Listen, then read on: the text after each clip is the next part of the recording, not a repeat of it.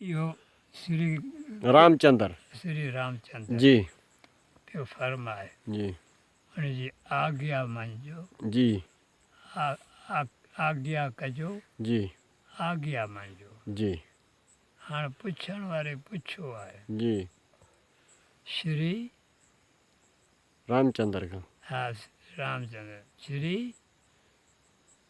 उनजो नालो छा हूंदो? जी कि उनजो नालो हूंदो महामद।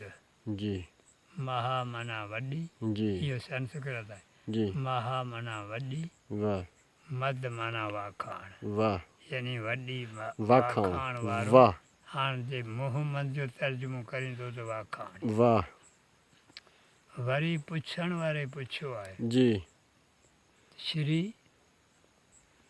उन्हनि जो पिधर बुज़ुर्गवार जो नालो छा हूंदो? कि उनजो पिधर बुज़ुर्गवार जो नालो हूंदो विष्णु दास। जी विष्णु अल्लाह दास अब्द जी यानी अब्दुल्ला। वाह वरी पुछण वारे पुछियो आहे श्री उनजे मादर ग्रामी जो नालो छा हूंदो? कि उनजे मादर ग्रामी जो नालो हूंदो आमना ओ अमन वाली। वाह हाणे उनजो तर्जुमो आमना। जी इहो थियो आहे हिंदुअनि ऐं मुस्लमान में दहली में हिकिड़ो मुनाज़रो थियो आहे जी जंहिंमें साईं खे चवां उहो दलील हिकिड़े मुस्लमान आलम पेश कया आहिनि। जी उन आमन वाली जी। श्री किथे रहंदो? इहो दूर दूर दूर दूर दूर ओ खजनि वारे खजी खे छा चवंदा आहिनि अरबी में?